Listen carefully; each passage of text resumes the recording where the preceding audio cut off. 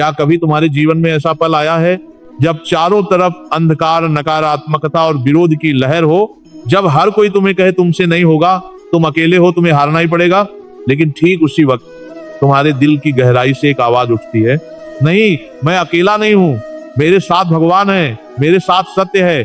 ऐसा ही दृश्य हमें मिलता है श्लोका में, जहां श्री कृष्ण और अर्जुन का दिव्य शंख ये घोषणा करता है कि धर्म की आवाज सबसे ऊंची और सबसे मजबूत होती है।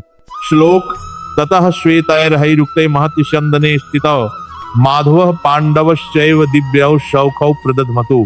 अर्थ, श्वेत घोड़ों से युक्त विशाल रथ पर बैठे भगवान माधव, श्री कृष्ण और अर्जुन ने अपने दिव्य शंख बजाए। गहरी और विस्तृत जीवन शिक्षाएं। जब ईश्वर साथ हो तो असंभव भी संभव हो जाता है। बेटा, जीवन में अक्सर हमें लगता है कि हम बहुत छोटे हैं, कमजोर हैं, संसाधन कम है। लोग कहते हैं तेरे पास पैसा नहीं, तेरा साथ कोई नहीं, तू जीत नहीं सकता। क्या तुम्हारे साथ भी ऐसा हुआ है? लेकिन याद रखो, जब ईश्वर तुम्हारे साथ हो तो तुम्हारी छोटी ताकत भी अजय बन जाती है। जैसे अर्जुन के पास केवल एक धनुष था, पर उनके रथ पर स्वयं भगवान कृष्ण सारथी थे। यही कारण था कि उनकी छोटी सेना भी बड़े कौरवों का सामना करने का साहस कर पाई। गीता सिखाती है बेटा, अगर तुम्हारे साथ भगवान है तो पूरी दुनिया भी तुम्हारे खिलाफ क्यों ना हो, विजय तुम्हारी ही होगी। आत्मविश्वास का असली स्रोत है दिव्य संगति। बेटा, आत्मविश्वास केवल किताबों से या दूसरों के तानों से नहीं आता, ये उस संगति से आता है जहां से तुम्हें सकारात्मक ऊर्जा मिलती है। अर्जुन के आत्मविश्वास का रहस्य क्या था? उनका सारथी स्वयं भगवान कृष्ण थे। सोचो, अगर तुम्हारे जीवन में ऐसा कोई हो जो हर पल कहे डर मत, मैं तेरे साथ हूं, तो तुम्हारी हिम्मत कितनी बढ़ जाएगी। यही भूमिका भगवान निभाते हैं। अगर तुम्हें लगता है कि जीवन कठिन है तो भगवान को याद करो, उनका संग तुम्हारे दिल में यह भरोसा जगा देगा, मैं अकेला नहीं हूं। गीता सिखाती है आत्मविश्वास साधनों से नहीं, भगवान और सही संगति से आता है। सही साथी जीवन की दिशा बदल देते हैं।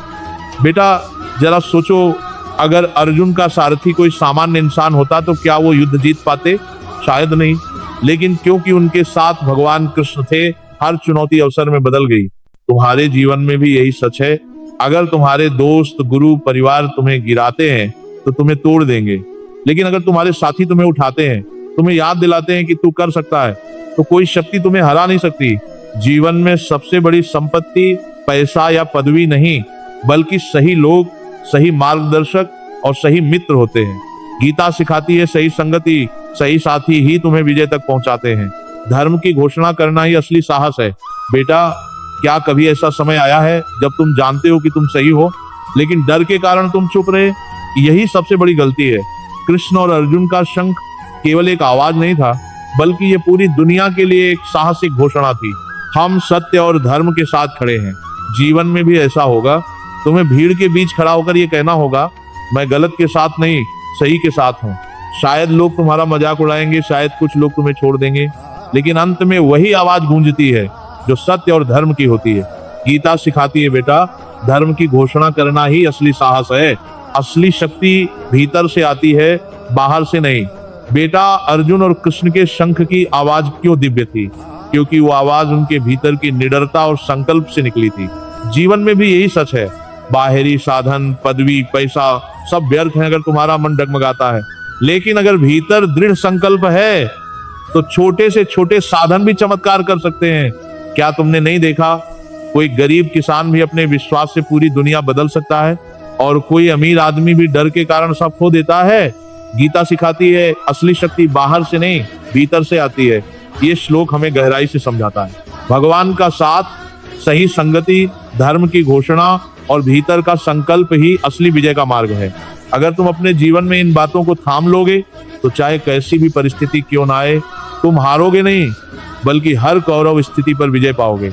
हरे कृष्ण कृष्ण कृष्ण हरे हरे, हरे राम राम राम हरे हरे।